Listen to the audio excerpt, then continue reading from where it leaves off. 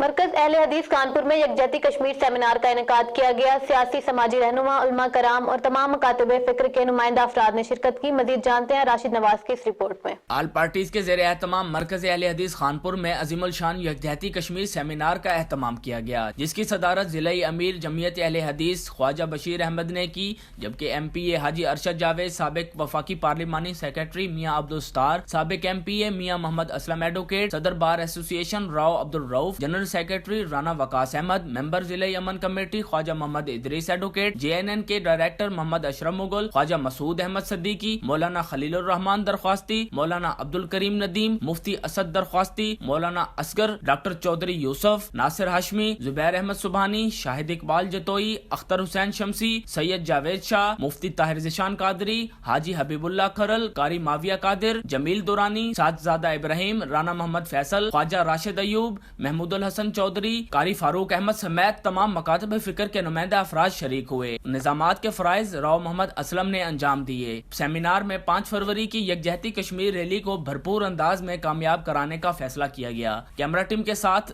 راشد نواز، JNN news, Khanpur. بہت شکریہ راشد نواز report کرنے کا۔